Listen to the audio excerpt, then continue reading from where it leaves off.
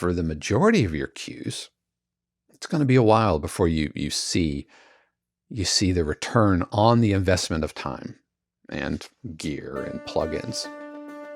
And so I think year 2 and 3 of this journey, like the first 5 years of your career, years 2 and 3 can be pretty brutal because you're not seeing the return. You're not seeing the royalties snowball like we all talk about it's going to happen. But we're expected to keep banging out cues.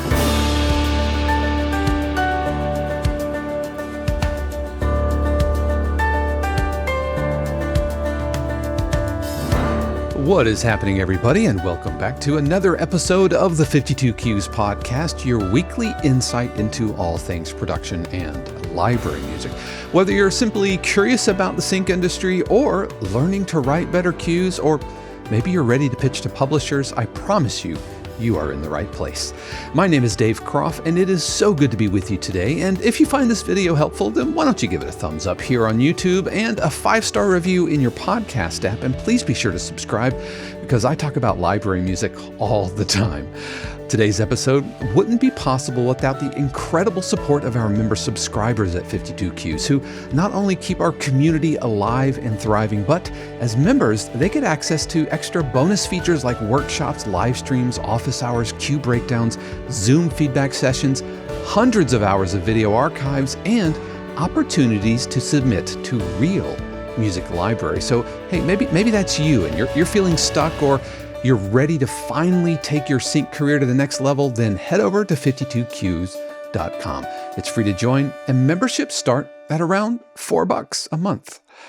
So you've written a cue, you've pitched the cue, and you got the yes. The library got back to you, and you're so excited. You probably, remember where you were and all of that. I certainly remember where I was when I first heard from a library wanting my music. What happens next? What happens after they say yes? Well, there are a series of events that kind of kick off once the library says yes, and often it can happen kind of all at once, and there could be a delay, and it could take some time for some of them. So what I want to do today is just unpack the things to keep in mind and to kind of run down what happens after the library says yes, whether it's through taxi or whether it's a cold email or whatever. So the first thing you should do before you send any final files, any deliverables or whatever, is get the paperwork done. I know that you might have relationships with some of these folks, and you might have been working with them for a while, or the emails might be super friendly and super conversational. But at the end of the day, this is business, and I think it's really important to get a contract done. And if you don't have a contract from a library, it's totally okay to ask for one. And we don't do the contracts because we're worried about a library stealing our music. I don't think any library who is doing this on any professional level is looking to do that. They're not going to be stealing your music. But what can often happen is during the ingestion process, the library might be, working with hundreds of files and hundreds of composers, and it's just really easy for things to kind of fall through the cracks. So being a little proactive on this is totally okay. So you do want to get a paperwork done. You do want to get some paperwork done, a contract that outlines a handful of things. First of all, what type of contract is it? Is it an exclusive contract or a non-exclusive contract? Exclusive means that your music can only be used and represented by that specific library, while non-exclusive agreements means that you can place the music in multiple libraries. But I will say, Content ID is making that more difficult, and I am seeing the trend towards more exclusive contracts and more exclusive libraries in general. And I know there are folks out there who say, don't ever sign to exclusive contracts. That has not been my experience. If you want to make real money, you're going to need to be dealing with libraries that get a lot of placements. And I don't mean like stock music like Pond 5 or Motion Array and those types of things. I mean, they get plenty of placements, and those are non-exclusive, and that's fine. but the contracts out there doing real money, most of them, those libraries are going to want exclusive agreements, and the technology is only reinforcing that. So you need to decide for yourself. Not every type of contract is right for everybody. For me, I think all of the libraries I work with, except for one, is exclusive, and even the one that I am non-exclusive, or that I have a non-exclusive deal with, they do control the placements, and they've done their content ID registration and everything for me. So if I were to place that somewhere else and then they were to register, it just gets kind of complicated. So my experience is most libraries are moving towards exclusive agreement. The next thing you need to keep in mind with the contract is the terms of the contract, the duration of the agreement, where your music's going to be represented, and the rights that are being granted to the library, like sync rights. Can they pair your music with visual media? Can they broadcast it on the radio? Is it going to go out to the DSPs, to Spotify, and to Apple Music? You have to know that, and the contract will spell that out, along with revenue sharing, how revenues are split, how the royalties are split, who owns what part of the rights and copyrights. All of that is spelled out. Now, exclusive versus non-exclusive, these will vary wildly. In my experience, exclusive agreements, they generally want to maintain the copyright. Now, the contract will spell out writer share and publisher share and how it's all split up. And for the vast majority of these contracts, you will be entitled to 100% of the writer share unless you have a co-write. But that's not always the case. And I've done episodes on why sometimes it's okay to give up part of your writer share. But understanding what rights you retain, and the performance splits and the writer splits and publishing splits, that's all going to be outlined in the contract. So make sure that the contract does state that. And if you have any questions about the contract, ask. I can't I can't say this enough. If you have any questions about the contract, it's totally okay to ask. I know that you will probably feel unprofessional, but you're going to feel more unprofessional if you sign something and then ask a question later and they say, well, it was in the contract. If you don't understand something, ask.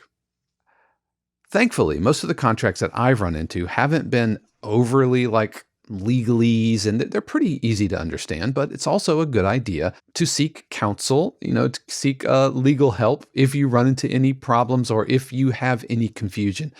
But every library I've worked with has been totally fine with questions. I don't understand. Can you help me out? Please let me know. And then they'll help you out. I promise you, they're just humans on the other side, and you are not coming off as unprofessional by asking a question. It's totally okay. The other thing that the contract will have is generally a schedule on the end of it, which will outline the cues that are being signed. And the length of the contract. Is there a reversion clause? These are also in the contract. That basically says that after a certain period of time or after a certain threshold, then the rights could shift. For example, I worked with one library, and unless my cue made $1,000 in sync fees, not royalties, but in sync fees, then I could request the cue back after a certain period of time. But once the cue made $1,000 in sync fees, then the library maintains the copyright. I still get my royalty share, but they own the copyright to that. So that's the first thing. Once they say yes, do not send any files until you get the paperwork done. The only exception to that would be if it's a library that you've worked with several times, that you have an ongoing relationship with, and there's trust. But if it's brand new, if it was through a taxi brief or it was a cold email or something like that, don't send files until you get all the paperwork handled. So that's the first thing. The second thing is the deliverables. Once they say yes, and once the ink is dry on the contract, then you have to go into deliverable modes. And these are all of the audio files. And lots of details to balance here. You need to make sure that you understand what file format they want, what bit depth, what sample rate, the naming conventions, all of those things. You have to track those details. I mean, that's going to make you look more unprofessional than asking questions, right? So understanding, what different mixes they need. Do they need stems? What's their target loudness? What do you need to provide them? What's their upload procedure look like? Do they want Google Drive links? Do they have a Dropbox portal? Maybe they have an FTP server or something. They might have a really fancy website that collects all the metadata and all of that, and you have to just attach a file through a web browser. You just have to be super flexible, and there's no industry standard here, and every library is going to be different, and you just got to roll with it and track all of the details. Because our job when we are submitting these things is to reduce the friction as much as possible for the library. So if you're sending up a file, and let's say they ask you to include your name or your initials at the end of the audio file, the actual file name itself, but you don't because the previous library didn't ask for that. Well, now you've created a friction point with that library. And they have to go in and find your cues, and they have to add your initials to the end of it can be really frustrating. And as someone who has recently been getting into this side of the business, meaning publishing, and this is through the 52Qs briefing room. Just yesterday, we took deliverables for a couple of different projects that are ongoing. We had 18 different composers submitting 49 different cues across 3 albums and hundreds of files. When 1 or 2 things aren't followed, it slows down the process. So instead of me kind of grabbing everything and shipping it off, now I have to kind of go in and one by one and make sure, and I'm copying and pasting names or IPI numbers or any of those types of things. And it just creates friction. Are they deal-breaking friction points? Probably not, especially early on, but you do it enough, and then suddenly, maybe the library, maybe let me say it this way. You don't want a grumpy music supervisor or a grumpy publisher handling your files. You just want to make it easy for them because they are handling hundreds and hundreds and hundreds of files. So do them a favor. Give them what they need in the format they need, naming conventions, all of that stuff, and fill out your metadata. Most libraries will have some sort of metadata ingestion process. For me, over at the briefing room here at 52Qs, I use a Google form. And that Google form asks very specific questions that need to be formatted in a specific way because it is feeding a spreadsheet that I know that I can send over to the libraries we're working with and into the system that they use. So by filling out this Google form, you're populating a spreadsheet that then gets transferred over into their catalog system, which is extremely meticulous. And if you miss an underscore, or if something in the metadata spreadsheet doesn't line up with an actual file, it will create an error that now the library or the intern or me or whoever has to go and track down, creating friction. I've worked with some libraries where their metadata is a really sophisticated online portal.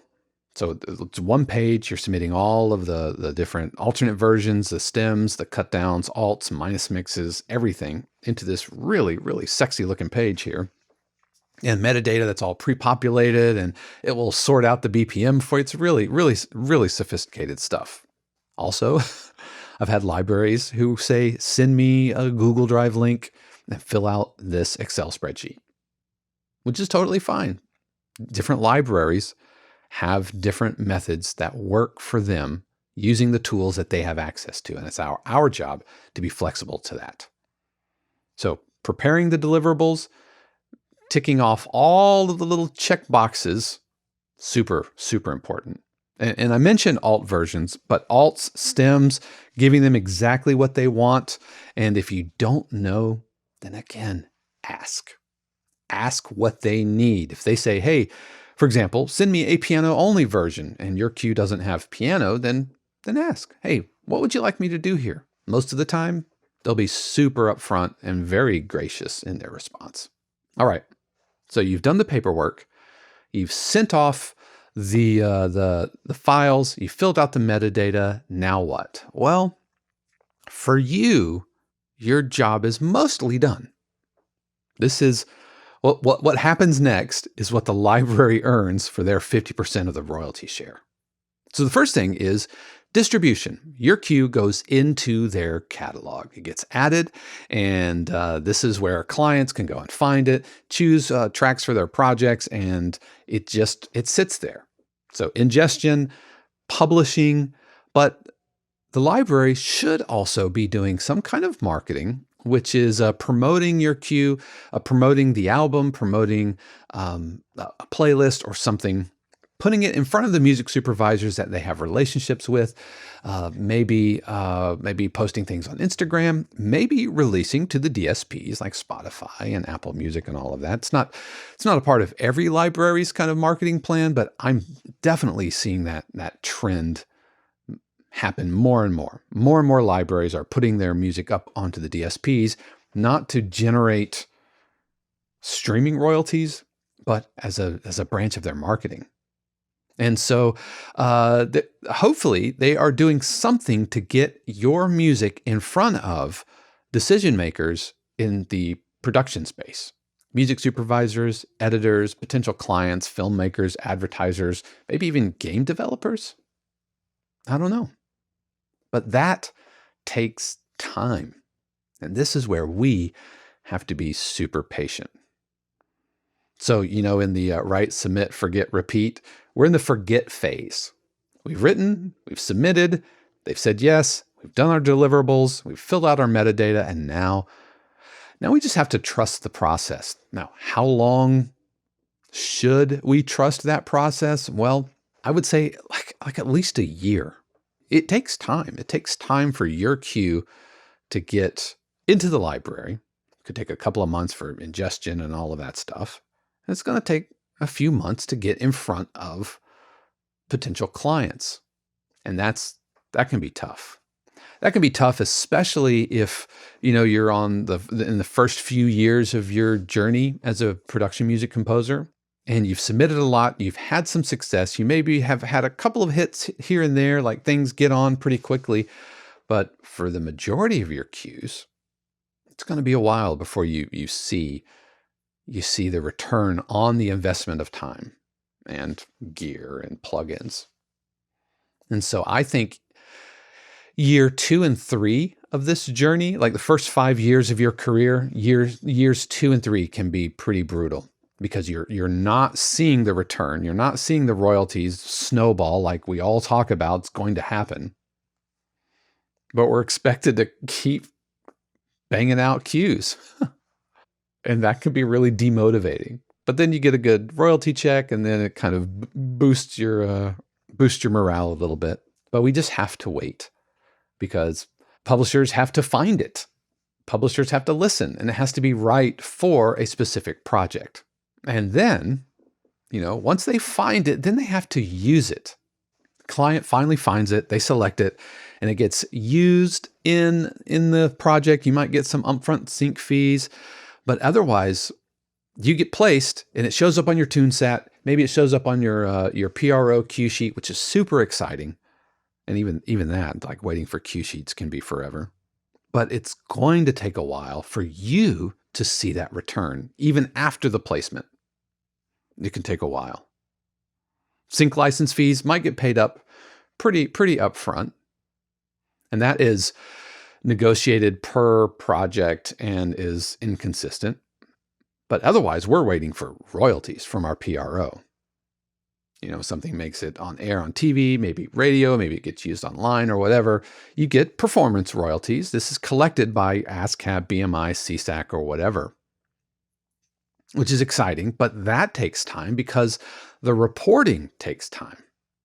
Kind of how it works is production has a project happening. It could be a new season of television. It could be, hey, we got this sporting event. It could be a pilot series or something like that. And so they're going to reach out to their libraries, or they're going to reach into the catalogs that they have access to and find something. If they can't find something, then they'll reach out to the libraries and they say, hey, we need this. And the libraries are always asking, what do you need? What's coming up? What's new? What can we help you with? And the libraries know their stable of composers. And so if they have something that they have a specific composer, they know would be a win for them, then they'll reach out to those composers. But once it actually gets selected and gets put into a project or put live, then it gets jotted down onto a cue sheet, and then that gets tabulated, and those all get batched and sent off to the PROs.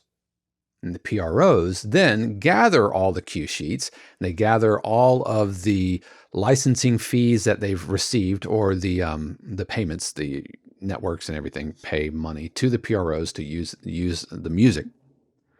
And then it does all the math, and then the PROs cut you a check in your quarterly statements. And that check details, what was used, how it was used, what type of placement it was the background, was it featured, was it a theme, what was the length of usage, and track all the IPI numbers and publisher splits and writer splits. All of that gets tabulated. But that just takes time, from usage to royalties. So how much time? Well, let's do the math. Let's say that you have an idea for a cue. It might take a month from idea to the cue being finished. Let's just say a month for easy math. And let's say it takes another month for you to pitch that and find a home, and for the library to say yes. And then it might take a couple of weeks to work up deliverables and metadata. And it might be some back and forth, so you might be another month into it. So we're already 3 months from I have an idea for a cue to that cue being accepted and absorbed or ingested into a library. So we're already 3 months into it. The library might have other cues that are going onto an album along with yours, or they might have a specific release schedule that they adhere to that lines up with their marketing push and all of that. So it might be, let's say, another 3 months before your cue gets published. So we're already 6 months into, I have an idea for a cue, to now showing up in the catalogs. But then it could take another 3 to 6 months for that cue to be shown to the libraries, or to the music supervisors and to the editors, and for the editors to have a project that lines up. It could take 3 to 6 months before it actually gets selected and used. So now we are a year into I have an idea for a cue to showing up on air. And then the clock starts ticking on your performance royalties. It could take 3, 6, 9 months for the production company to report the cue sheet. And then it could take another 3, 6, 9 months for the PRO to get that cue sheet and cut you a check. So you could be looking at 2 years from I have an idea for a cue to money showing up in your bank account. That's tough. That's a long haul. That's very forward thinking. You have to be patient. The good news is that you're not writing just one cue and waiting for 2 years. You're writing one cue and then another cue and then another cue. And there's all kinds of back and forth. Because the last part of the chain of events, we talked about signing the contract, working up deliverables, distribution, promotion, usage and royalties, payments, reporting, cue sheet. That's the whole chain of events. But the last thing that happens is the relationship maintaining the relationship, the back and forth. If you do right by the library, then they're going to put you on your mailing list and they're going to send out another brief. They might say, hey, this is what we need. This is a new show, or we need this album. So can you send us some more? So while all of those other parts are happening, all of that whole 2-year journey of your queue into getting paid, while that's all cooking in the background, you are still writing. Because remember, you have been hands off since you finished your deliverables. And your deliverables were done within the first 3 months, right? And I'm being super conservative with that. Sometimes you write a queue in a week and the library wants it in 2 weeks. It could be 1 month. So I'm just doing napkin math here. And so you continue to write. You keep going. You submit more music based on the terms of your agreement, based on everything that they need and feedback from the library and all of that. But you just keep writing. Just keep going. Be patient. Trust in the system.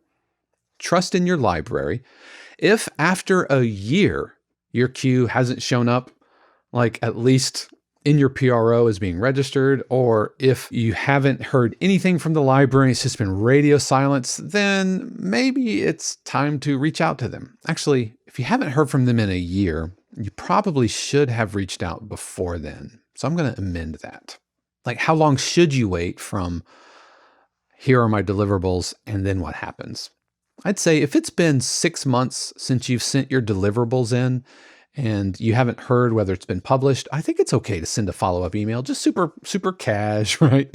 Don't say like, where's my music? Just, nothing like that. Just say, hey, just wanted to follow up and make sure that everything, you got everything you needed. I'm really excited to see where we go next. If you need anything, please let me know. I'm just following up on my album from March or from 6 months ago or whatever. Not in a super kind of finger waggy way, but just poking things along. And one of two things probably has happened. Thing number one, it was published and for whatever reason, you just didn't get the memo. Not all libraries will tell you, hey, this has been published. Not all libraries have the same type of marketing push. Not all libraries give public access to their catalog, so you might not know. Or, more than likely, if you haven't heard anything, what's happened is they got busy, and your queue is in queue, just kind of train card behind everything else, and it will get released when they're able to get it released in the best opportunity for them to release, which also takes patience, which is why it could be 3 to 6 months before they actually place your queue or they actually publish your queue. So that's what happens after the library says yes. A chain of events gets kicked off. There should always be communication happening. If at any point in any point of the process you have a question, you're not sure kind of what's going on, do not think you're being unprofessional. Don't suffer in silence. Ask your questions. Remember, your libraries and your publishers are business partners with you. They're not your agents. They don't work for you. And they know that people come into the business from all walks of life, all experiences, all backgrounds. Not everybody went to music school. Not everybody is an engineer. They get all of those things. And if you're asking questions, then that tells them, hey, you're paying attention. You're not just blindly guessing. And I promise you, guessing will cause more friction than a quick 2-minute email. But what about you? What kind of processes have kicked in your experience if you've had some success with libraries? I'd love to hear from you. Why don't you let me know in the comments below? I do read all of those comments and would absolutely love to hear from you on that.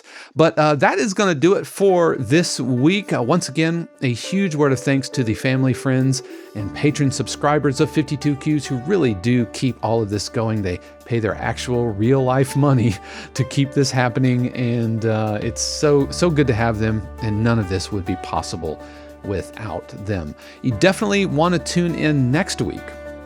It's going to be a very special episode of the 52Qs podcast. because next week is coming out on December 28th, which just happens to be my birthday. And it happens to be a very special birthday, a very significant birthday. Next Thursday is my 50th birthday. And so I just want to reflect on that.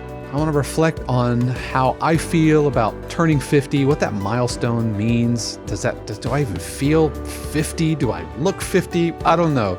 But it's not going to be super scripted or anything. I just want to reflect on my stage of my career, where I'm at, maybe where I thought I would be, and we can celebrate me turning 50 together here on YouTube and in the podcast. But again, friends, thank you so much for joining me. I hope you've had a fantastic week.